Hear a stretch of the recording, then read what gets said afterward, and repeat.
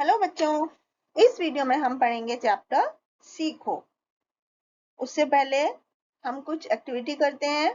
यहाँ पर बच्चों ये चित्र देख रहे हैं आप स्क्रीन पर, तो इसके ऊपर आपको 4 पंक्तियों की एक कविता लिखनी है और ये भी बताना है कि इस कविता से आपको क्या शिक्षा मिलती है। तो बच्चों, ये एक प्रकृति का चित्र है। प्रकृति में पेड़ पौधे, नदी, झरना, पहाड़, ये सब चीजें होती हैं। तो बच्चों, प्रकृति से हमें क्या शिक्षा मिलती है? प्रकृति हमें हमेशा कुछ ना कुछ देती रहती है। तो प्रकृति और मनुष्य, इन दोनों के बीच में एक बहुत ही सुंदर संतुलन होता है। तो प्रकृति और मनुष्य एक दूसरे पर निर्भर है। प्रकृति हमें हमेशा देती रहती है और निरंतर अपने काम में लगी रहती है। इसी तरह हमें भी अपने काम में लगे रहना चाहिए, कठिन मेहनत करनी चाहिए और मुसीबत आने पर भी हमें हिम्मत नहीं हारनी चाहिए। प्रकृति की तरह सिर्फ अपने काम पर लगे रहना चाहिए। जैसे सूरज उदय होता है समय पर, छुप जाता है समय पर। नदियां भी कहीं पर रास्ता, पानी में रुकावट आती है तो दूसरा रास्ता अपने आप बना लेती हैं। तो इसी तरह से हमें भी अपने जीवन में मार्ग अपनाने चाहिए।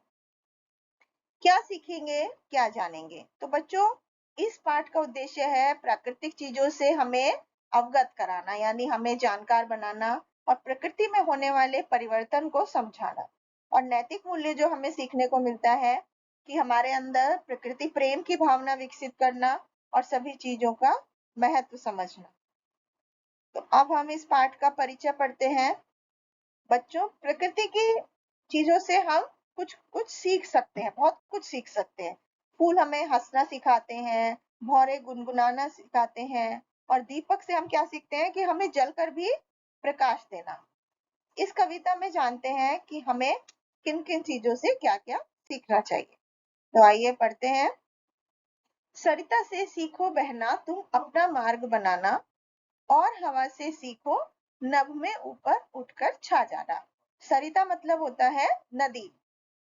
तो नदी से क्या सीखते हैं? नदी क्या करती है? नदी का काम होता है वो लगातार बहती रहती है। तो हमें भी इससे ये नदी से सीखना चाहिए कि रास्ते में कोई भी मुसीबत है, कोई भी कठिनाई आए तो हमें अपना रास्ता खुद बनाना है, उन कठिनाइयों से डरकर रुकना नहीं है। और हवा से सीखो नभ में ऊपर उठकर छा जाना। और हवा से क्या सीखना है हमको?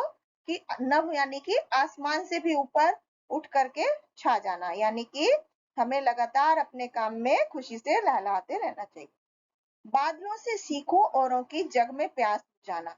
तो बच्चों, जिस तरह से बादल क्या करते हैं, बारिश लाते हैं। बादल आते हैं तो क्या होता है, बारिश होती है और लोगों की प्यास बुझती है। इसी तरह से हमें बादलों से सीखना चाहिए, दूसरों के लिए कुछ करना। और सूर्य से सीखो तपकर धरती रोशन कर जाना। जिस तरह से सूरज खुद गर्म होकर के तप करके धरती पर यानी जमीन पर प्रकाश करता है, लोगों के जीवन में रोशनी लाता है, उसी तरह हमें खुद कष्ट करके, खुद तप करके दूसरों के लिए कुछ करना चाहिए। मछली से सीखो उल्टी धारा में लड़कर बह जाना। जिस तरह से मछली बच्चों पानी की धारा के विपरीत दिशा में भी धारा के विपरीत लड़कर बहती है, चलती है, उसी तरह भी हमें विपरीत परिस्थितियों में भी अपना काम करते रहना चाहिए। मोती से सीखो तुम गहरे अंधकार में पल जाना। और मोती जो होता है वो अंधेरे में पलता है। तो इस तरह से अंधेरे में पलना यानी कि कम सुख सुविधाओं में भी अपने को ढालना। किसी दुखित प्राणी पर कोमल माखन जैसे गल जाना, यानी कि जब हम किसी दुखी व्यक्ति को देखें तो हमें उसकी मदद करनी चाहिए, दया भाव हमारे अंदर होना चाहिए। कैसे भी दुर्दिन आए तुम पानी जैसे ढल जाना। दुर्दिन मतलब बुरे दिन। किसी भी तरह के बुरे दिन आए अगर हमारी जिंदगी में, तो हमें पानी जैसे ढल जाना चाहिए। जिस तरह से पानी का स्वभाव क्या होता है, जिस भी बर्तन में डालते हैं वो उसी की आकृति ले लेता है, उसी की शेप ले लेता है। तो इसी तरह से हमारे जिस भी तरह के दिन हो, अच्छे हो, बुरे हो, बहुत बुरे हो, हमें भी अपने स्वभाव को उन्हीं की, पानी की ही तरह उसी के हिसाब से ढाल लेना चाहिए। अंधकार आए तो नन्हे दीप जैसे लड़ जाना।